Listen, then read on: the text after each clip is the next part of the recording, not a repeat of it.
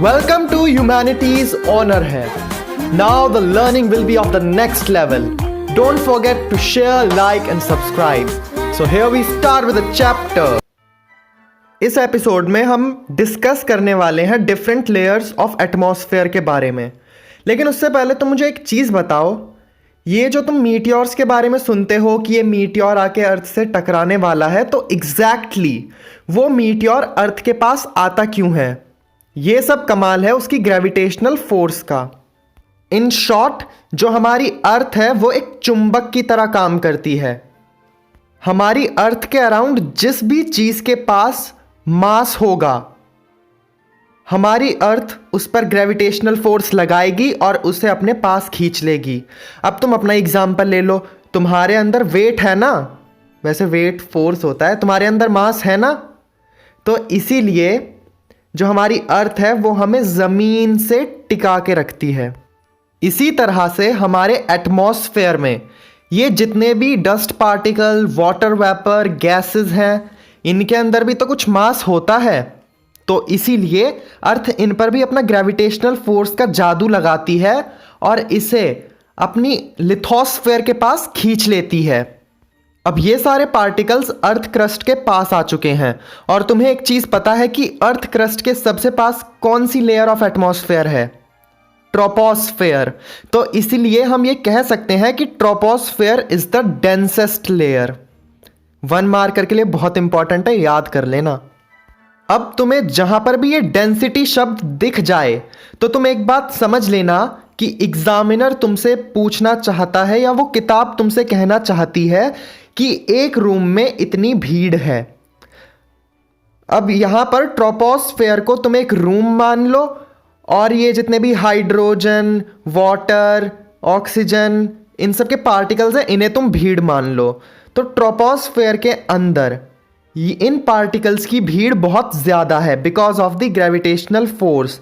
इसलिए हम कहेंगे कि ट्रोपोस्फेयर की डेंसिटी बहुत ज़्यादा है.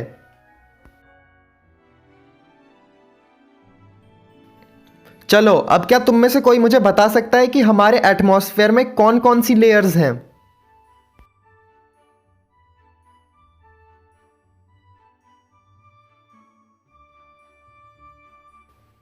अरे तुम सब इतने इंटेलिजेंट कब से हो गए? हाय. अच्छा चलो, इसी खुशी में ये बात बता दो कि ओजोन लेयर कौन सी लेयर में प्रेजेंट है. और ये सब तो यार छोटे छोटे बच्चों को भी पता है कि स्ट्रेटोस्फेयर के अंदर हमारी ओजोन लेयर प्रेजेंट है. अब तुम मुझे उन दोनों लेयर्स के नाम बताओ जो कि मिलकर थर्मोस्फेयर बनाती हैं.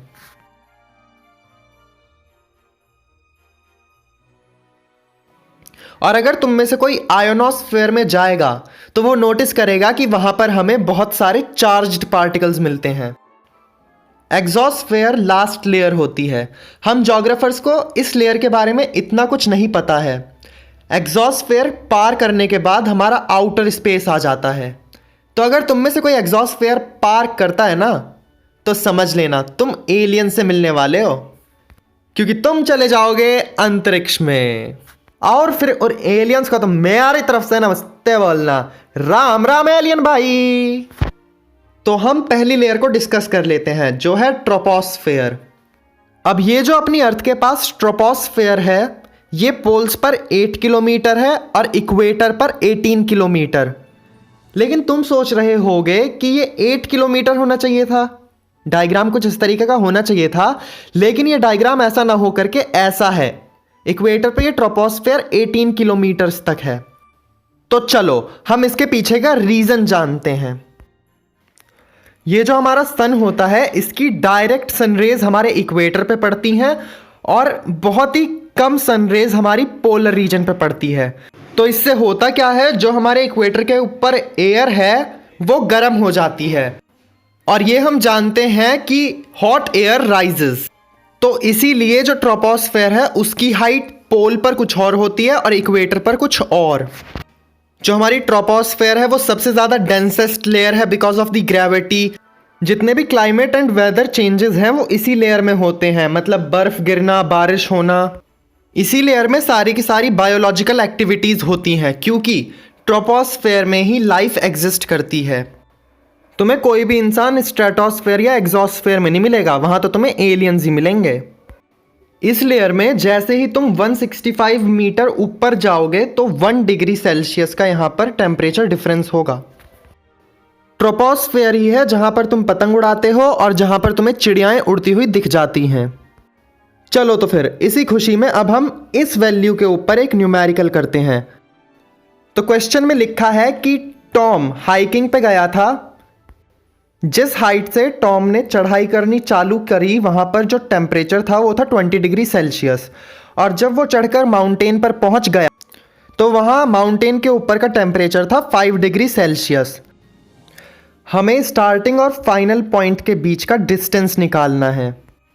तो पहले हम वहां पे टेम्परेचर डिफरेंस निकाल लेंगे। 20 - 5 = 15 डिग्री सेल्सियस, और ये हम जानते हैं कि 1 डिग्री सेल्सियस = 165 मीटर। तो बस कुछ नहीं करना, दोनों साइड 15 से मल्टीप्लाई कर दो, तो 15 डिग्री सेल्सियस हो जाएगा हमारा 2475 मीटर। मतलब स्टार्टिंग और फाइनल पॉइंट के बीच में 2475 मीटर का डिफरेंस है। अब इसी न्यूमेरिकल से तुमने एक बात नोटिस करी होगी कि जैसे जैसे हम ऊपर की तरफ जाते हैं तो ट्रोपोस्फेयर में टेम्परेचर कम हो जाता है। तो तुम ट्रोपोस्फेयर में एक ये पॉइंट भी लिख सकते हो।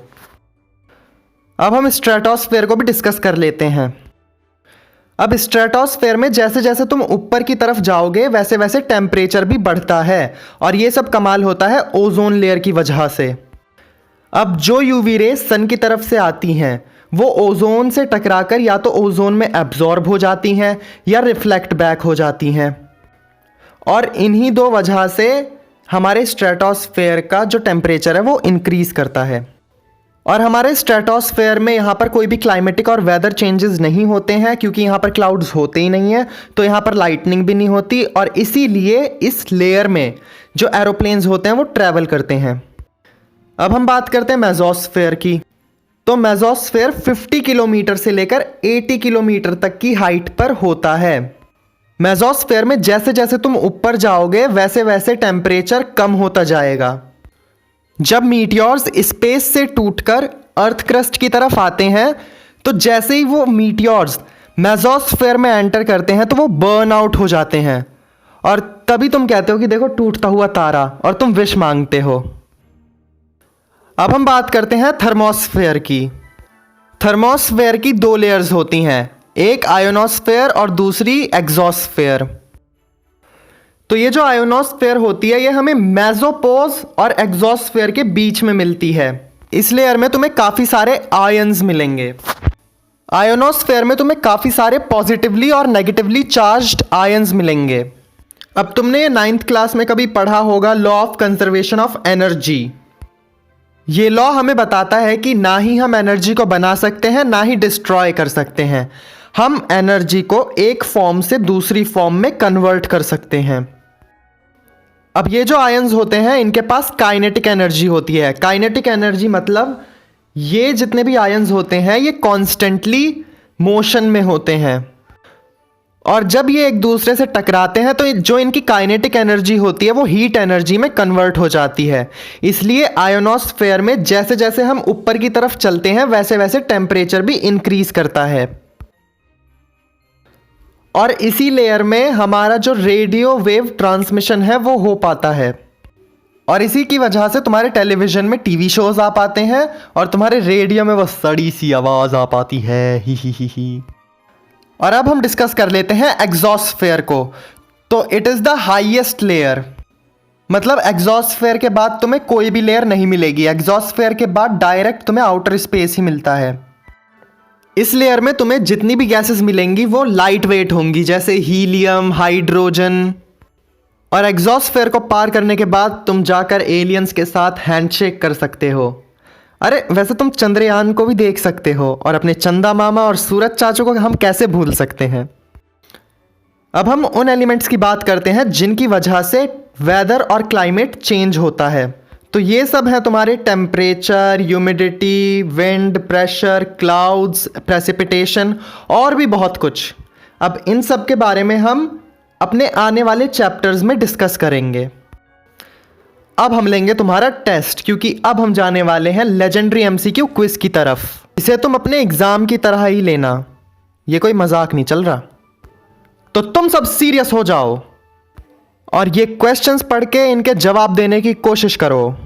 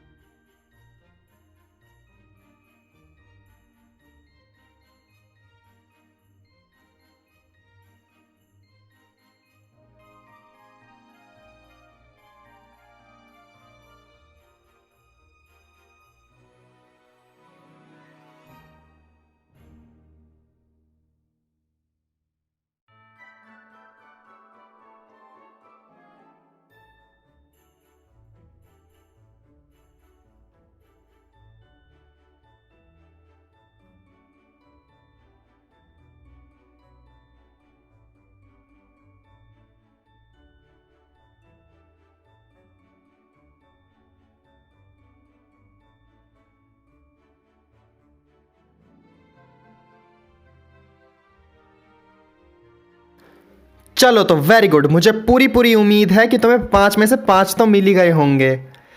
खैर चलो, नहीं भी मिले तो कोई बात है ही नहीं भैया। पतंग उड़ाओ, मौज करो, बचपना अपना खूब खुल के जियो यार। अगर तुम्हारे आ गए अच्छे नंबर तो वेरी गुड, और नहीं आए तो कोई बात नहीं, थोड़ी और मेहनत करो, आ जाएंगे। चलो तो हम मिलेंगे नेक्स्ट एपिसोड में। तब तक के लिए हंसते रहो, खेलते रहो और अपनी सेहत का ध्यान रखना।